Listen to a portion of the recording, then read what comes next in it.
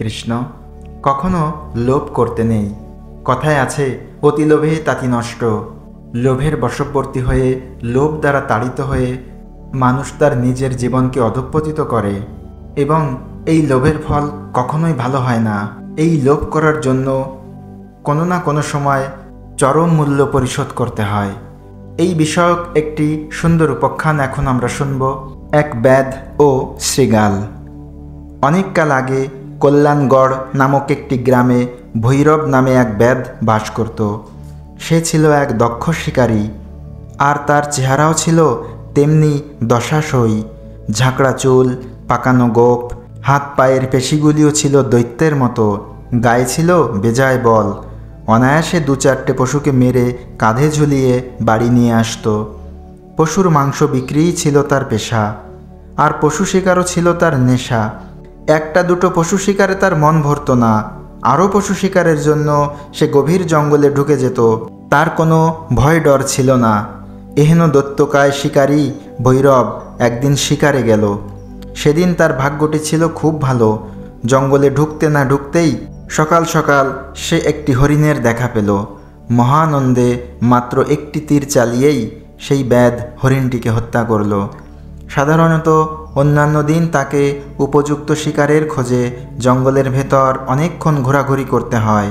এমনকি এমন দিনও গেছে যে তাকে জঙ্গলের ভিতর ক্ষুধা তৃষ্ণায় কাতর হতে হয়েছে, কিন্তু সেদিন তা হলো না। সেদিন দিনের শুরুতেই একটা নাদুস নুদুস হরিণ মিলে যাওয়ায় সে বেজায় খুশি হলো। কিন্তু সে ভাবল, দিনটা যখন ভালোই শুরু হলো, তখন আর একটু অনুসন্ধান করে দেখা যাক, যদি আরও কিছু পাওয়া যায়। এত তাড়াতাড়ি বাড়ি ফিরে যাব কেন? এই ভেবে আরও শিকারের লোভে ভৈরব ব্যাধ মৃত হরিণটাকে কাঁধে তুলে নিয়ে জঙ্গলের অভ্যন্তর ভাগে রওনা হলো। কিছু দূরে এগিয়ে সে লক্ষ্য করল, জঙ্গলের ঝোপের ভিতর একটা বুনো শুয়োর ঘোত ঘোত করছে। বুনো শুয়োরটির মুখের দুপাশে 2টো বাঁকানো দাঁত। শুয়োরটি বেশ শক্তিশালী। ব্যাধ ভৈরব ভাবল, এরকম একটি তেজিয়ান শুয়োর শিকার করার সম্মানই আলাদা। এবার সে বন্য শুয়োরটিকে শিকার করার জন্য তার কাঁধ থেকে মৃত সেই হরিণটাকে মাটিতে নামিয়ে রাখল।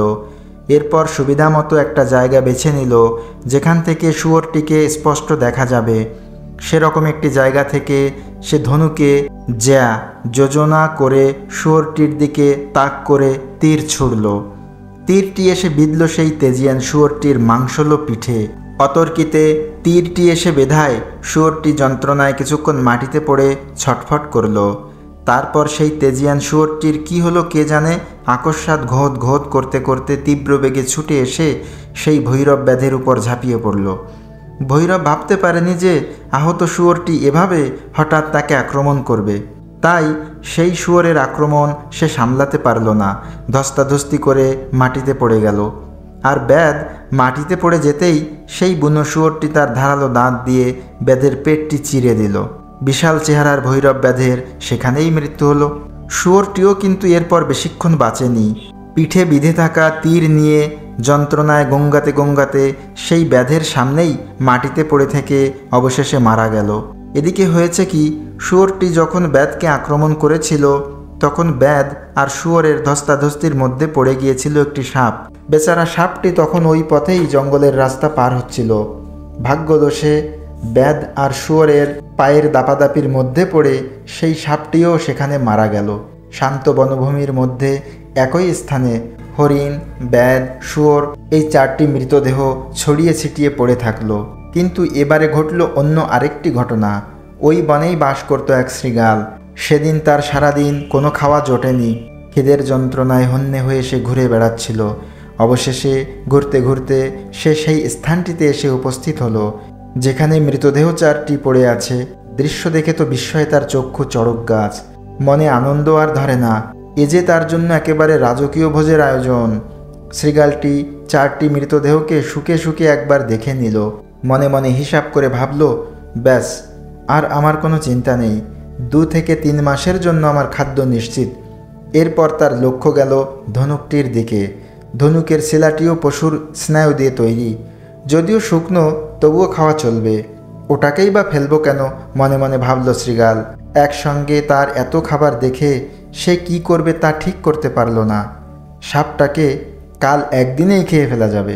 মানুষ আর শুয়োরকে পরে তাড়িয়ে তাড়িয়ে উপভোগ করে খেতে হবে। আজ বরং ধনুকের শিলাটিকে খেয়ে দিনের বাকি সময়টুকু কাটিয়ে দেই। এই রকম ভেবে শৃগালটি পড়ে থাকা ধনুকের শিলাটি কামড়াতে লাগলো, চুষতে লাগলো। আর এইভাবে কয়েকবার কামড়াতেই পটাং করে ধনুকের শিলাটি কেটে গিয়ে ধনুকের একদিকের সুচালো মাথাটি শৃগালের বুকে তীব্র বেগে আঘাত করে বিঁধে গেল তার বুকে। সঙ্গে সঙ্গে মৃত্যু হলো সেই হিসেবি ও লোভী শৃগালটির। ব্যাধ, সাপ, শুয়োর ও হরিণের মৃতদেহের পাশেই পড়ে থাকলো সেই শৃগালের মৃতদেহটি। এই গল্পটি থেকে আমরা এই শিক্ষাটি পাই যে কখনো অতি লোভ করতে নেই। ব্যাধ ভৈরব যদি প্রথমে হরিণ শিকার করেই সন্তুষ্ট থাকত, তাহলে সেও সুন্দরভাবে বেঁচে থাকতে পারত, আর এত কাণ্ডও ঘটত না। আমরা কেউই জানি না ঠিক পর মুহূর্তে আমাদের জন্য কোন ঘটনা অপেক্ষা করছে। তাই লোভ সংবরণ করে আমরা প্রথমে যা লাভ করছি তাতেই সন্তুষ্ট থাকা উচিত। অতি সঞ্চয়ের প্রচেষ্টাও এক ধরনের লোভ। শৃগালের ক্ষেত্রে যেটি আমরা দেখতে পাই, সামান্য একটি ধনুকের শিলার লোভ যদি শৃগাল পরিহার করত এবং প্রকৃত আহার্য বস্তুর সঞ্চয়ের চেষ্টা না করত, তাহলে কিন্তু শৃগালটির মৃত্যু হতো না, সে সুন্দরভাবে বেঁচে থাকতে পারত। এই জন্যই বলে লোভে পাপ, পাপে মৃত্যু।